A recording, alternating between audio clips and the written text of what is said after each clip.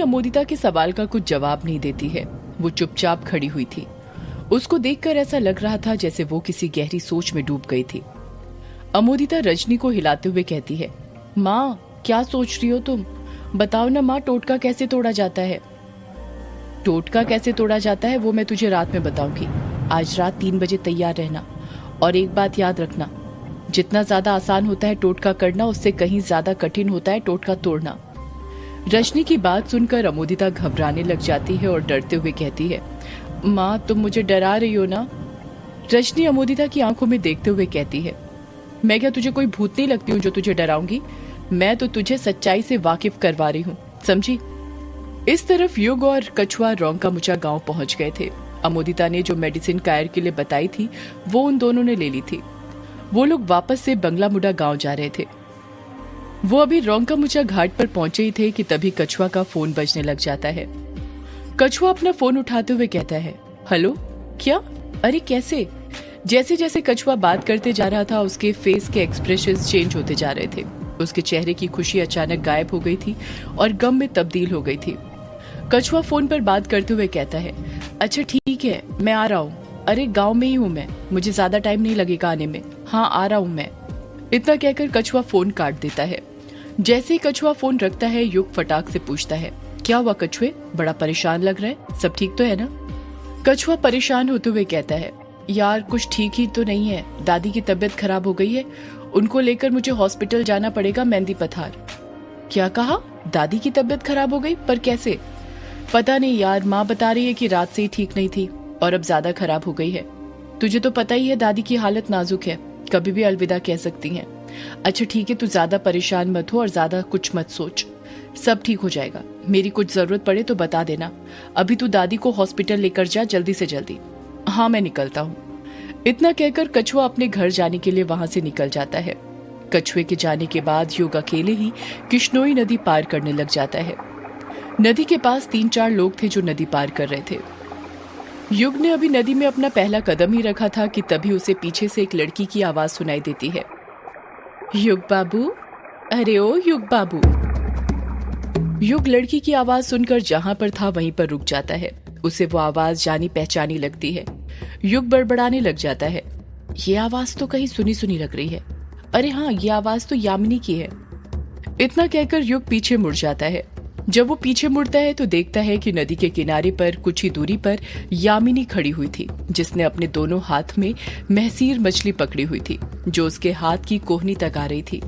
वहीं पर उसने मछली की दुकान लगाई हुई थी जिसमें बहुत सारी बड़ी बड़ी ताजा मछली रखी हुई थी जिसे वो बेच रही थी। यामिनी युग को अपने हाथ से इशारा करते हुए अपने पास बुलाते हुए कहती है, अरे ओ युग बाबू, जरा यहाँ पर तो आइए। कहाँ जा रहे हैं आप? हमसे बिना मिले ही चले जाएंगे क्या? युग यामिनी की आवाज सुनकर अपने कदम रोक ही नहीं पाता और बिना कुछ सोचे समझे अपने कदम यामिनी के पास बढ़ाने लग जाता है। ऐसा लग रहा था जैसे यामिनी की आवाज उसे उसकी ओर खींच रही थी। युग यामिनी के पास जाकर उससे हैरानी के साथ पूछता है, यामिनी तुम यहाँ पर? यामिनी हंसते हुए कहती है, ये मेरा ही तो बसेरा है युग बाबू, मैं यहाँ पर नहीं रहूंगी तो कहाँ पर रहूंगी? युग अपने सिर पर हाथ रखते हुए कहता है, अरे हाँ मैं तो भूल ही गया था, उसी दिन तो बताया था तुमने कि तुम रोंका-मुचा घाट पर रहती हो। यामिनी युग की आंखों में देखते हुए कहती है, ऐसे मत भूलिए युग बाबू आप हमें, हम कोई मामूली लड़की नहीं है जिसे आप यूं ही भूल जाएं। हम तो वो हैं जिसे आप जन्मों जन्म तक याद रखेंगे। क्या कहा तुमने? कुछ नहीं कुछ नहीं। यामिनी युग को मछली दिखाते हुए कहती है, ये लीजिए युग बाबू, मछली खाइए, अभी अभी भूंजी है हमने। यामिनी की मछली की दुकान के पास ही एक सिगड़ी जल रही थी जिसमें यामिनी ने वो दोनों मछलियों को भूंजा था। उसी सिगड़ी के अंदर अभी भी 2-3 मछलियां भूंजने को रखी हुई थी। युग मना करते हुए कहता है, नहीं नहीं मुझे नहीं खाना। क्यों, आपको भूख नहीं लगी? आपने सुबह से कुछ नहीं खाया ना युग बाबू? यामिनी की बात सुनकर युग हक्का बक्का रह जाता है। उसे समझ नहीं आ रहा था कि यामिनी को कैसे पता था कि उसने सुबह से कुछ नहीं खाया था। युग यामिनी पर शक करते हुए पूछता है, तुम्हें कैसे पता कि मैंने सुबह से कुछ नहीं खाया है? यामिनी हंसते हुए कहती है, अरे बाबू, ये आपका जो चेहरा पीला पड़ गया है ना, उससे कोई भी बता देगा कि आपने सुबह से कुछ नहीं खाया है। जरा चेहरा देखिए अपना, कितना सिकुड़ गया है। युग सोचने लग जाता है कि वो भुंजी हुई मछली खाए या नहीं। युग कुछ फैसला कर पाता उससे पहले ही यामिनी उसे टोकते हुए कहती है, अरे बाबू ज्यादा सोचिए मत, मैंने इसमें कोई मोहिनी नहीं मिलाई है। यामिनी को किसी को वश में करने के लिए मोहिनी देने की जरूरत नहीं पड़ती, उसका रूप रंग ही काफी है। युग फिर सोचने लग जाता है, ये यामिनी को मोहिनी देने के बारे में कैसे पता? ये वही सब बातें क्यों बोल रही है जो ग्रेवयार्ड कोठी में हुई है? यामिनी युग को टोकते हुए कहती है, बाबू आप फिर सोच में डूब गए, आप ना बड़ा सोचते हैं। इंसान को ज्यादा नहीं सोचना चाहिए वरना उसके बाल पक जाते हैं। इतना कहकर यामिनी युग के हाथों में एक मछली पकड़ा देती है और कहती है, ये लीजिए पकड़िए इसे वरना ठंडी हो जाएगी। भूजी मछली गर्मा गर्म ही अच्छी लगती है वरना इसका स्वाद नहीं आता है। युग वो मछली पकड़ लेता है और वहीं पर जूट की रस्सी की एक कुर्सी बनी हुई थी जिसके ऊपर वो बैठ जाता है। युग जैसे ही मछली का पहला कौर खाता है उसके टेस्ट में खो जाता है। उसने आज तक इतनी टेस्टी मछली इससे पहले कभी नहीं खाई थी। युग मछली का अगला कौर खाते हुए कहता है, ये मछली तो बहुत टेस्टी है, मसाले ना डले होने के बावजूद इसका स्वाद लाजवाब है।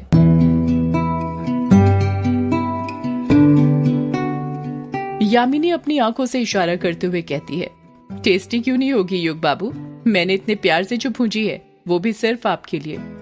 क्या कहा तुमने? यामिनी बात को बदलते हुए कहती है, कुछ नहीं युग जी, आप मछली खाइए ना। इतना कहकर सिगड़ी में भूंज रही मछली को यामिनी पलटने लग जाती है। युग वापस से मछली खाना शुरू कर देता है। युग मछली खा ही रहा था कि मछली खाते खाते उसकी नजर यामिनी के जूड़े में लगे कमल के फूल पर पड़ती है। जब वो उस कमल के फूल को देखता है तो उसे याद आता है कि उस रात जब उसने यामिनी के जूड़े में लगे कमल के फूल की खुशबू सूंघी थी तो उसके बाद उसके साथ क्या हुआ था उसे कुछ याद नहीं था। युग बौखलाहट के साथ कहता है, यामिनी उस रात क्या हुआ था? यामिनी अनजान बनते हुए कहती है, आप किस रात की बात कर रहे हैं युग बाबू? अरे वही रात जो तुमने और मैंने साथ में गुजारी थी। यामिनी शर्माते हुए कहती है, ये कैसी बातें कर रहे हैं युग बाबू आप? हमने कहा आपके साथ कोई भी रात बिताई थी।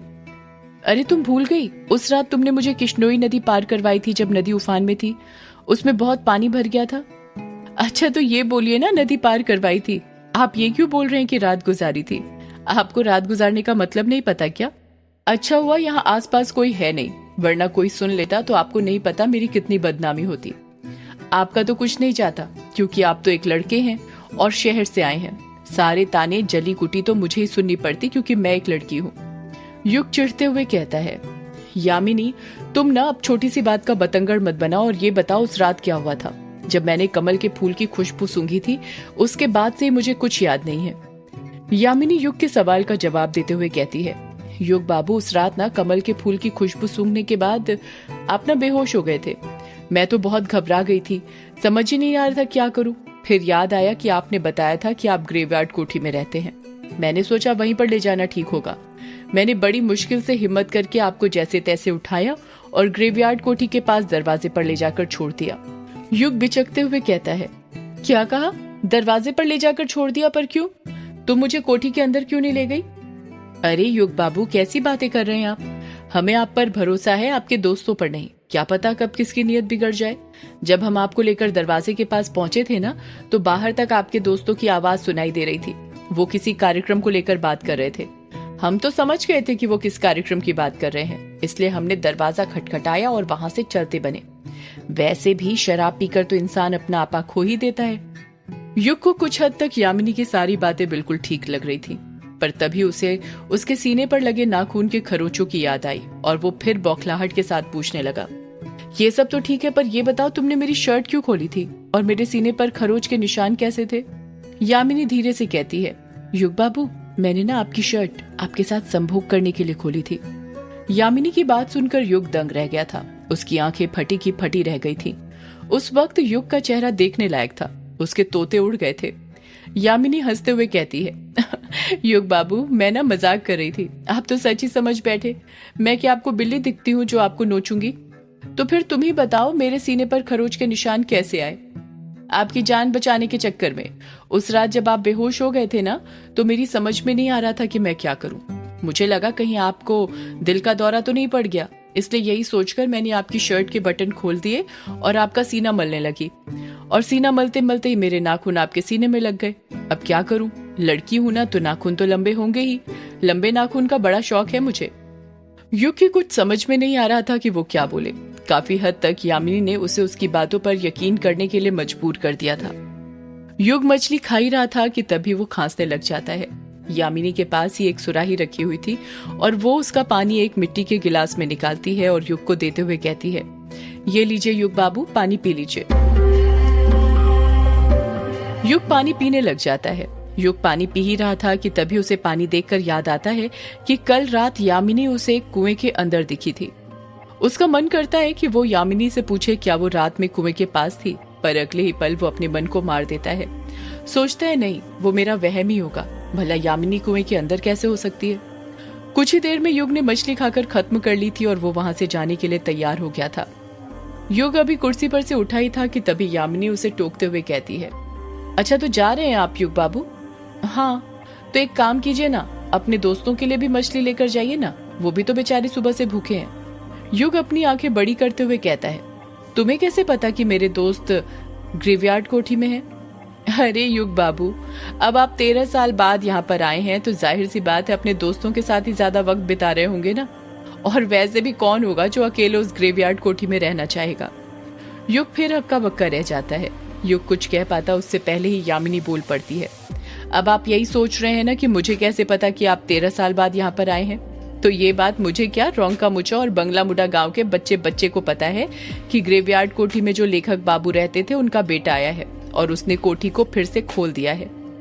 इतना कहकर यामिनी गर्मा गर्म 3-4 मछलियां सिकड़ी में से निकालती है, उसे पत्तों में लपेटकर एक पॉलीथीन के अंदर भरकर युग को दे देती है। युग अभी भी किसी सोच में डूबा हुआ था। यामिनी युग को हाथों से इशारा करते हुए कहती है, अरे ओ बाबू, फिर सोच में डूब गए?